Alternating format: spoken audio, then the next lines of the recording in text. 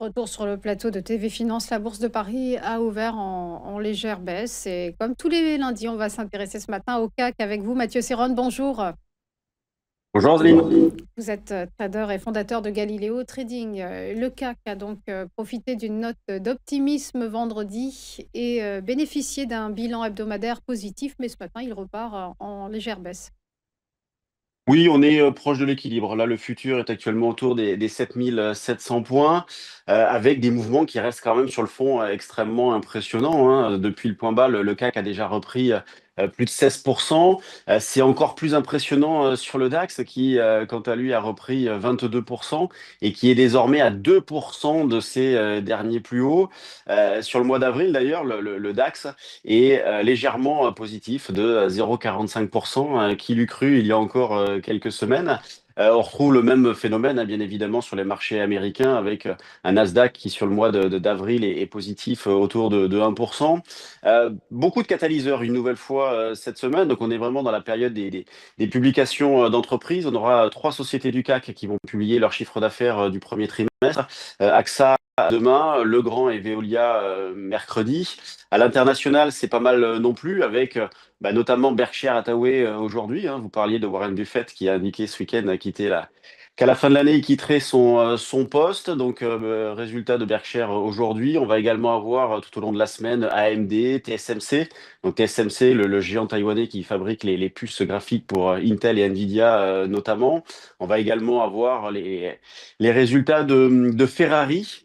Et bien évidemment, le fait marquant de la semaine sera mercredi la décision de la Fed sur ces taux avec donc dans la foulée la conférence de presse. Alors, en ce qui concerne les attentes, on est à 95 ou 97% même sur un statu quo attendu, donc pas de baisse prévue, en tout cas pricée par les marchés cette semaine.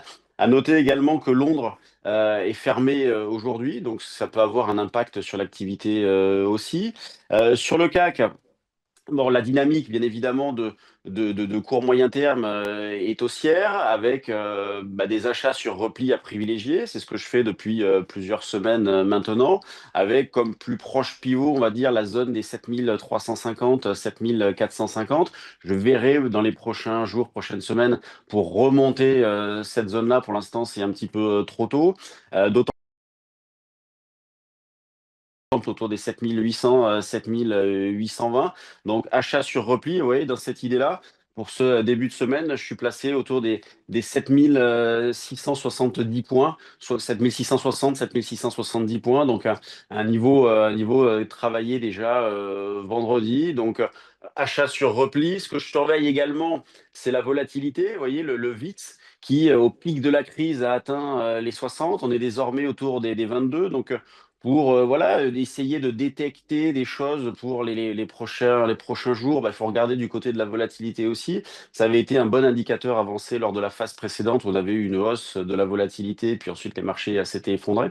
Euh, et justement, tant que j'en suis à parler de volatilité, bon, la passerelle est faite vers les options. Et vous voyez, dans cette phase-là, on va dire dans cette nouvelle phase-là de reprise de marché avec une dynamique plutôt haussière, eh bien, je vais reprendre un peu la même stratégie que je travaillais précédemment lorsque on était à des niveaux un petit peu plus élevés, où je vous indiquais tous les lundis que j'achetais sur des replis également avec des couvertures sur les options. Là, je vais reprendre cette même combinaison-là, dans la mesure où, comme je disais, la volatilité a bien baissé, donc ça permet de prendre des paris ou de se couvrir via les options, en tout cas de fermer des risques, parce que je ne pense pas que les prochaines semaines seront non plus un long fleuve tranquille. Il faut s'attendre à une évolution, je pense, un petit peu heurtée. Je pensais d'ailleurs dans cet esprit-là qu'autour des 7550 sur le CAC, on pouvait faire une petite pause. Bon, bah non, le CAC est reparti de l'avant comme les autres indices. Mais on va avoir, vous voyez, les négociations n'avancent pas beaucoup. Alors pour l'instant, on a des déclarations, mais il n'y a rien de concret en ce qui concerne les droits de douane vis-à-vis de l'Europe, vis-à-vis de la Chine. Donc voilà, il faut toujours s'attendre à une évolution, je pense, nerveuse. Une vol de 20, 22, moi j'en profite pour éventuellement acheter des puts pour me couvrir et continuer à exploiter un billet aussi à court terme. Merci beaucoup Mathieu Serron pour votre éclairage. Belle journée à vous. À suivre le Flash Merci Forex, beaucoup. tout sur les devises. À tout de suite.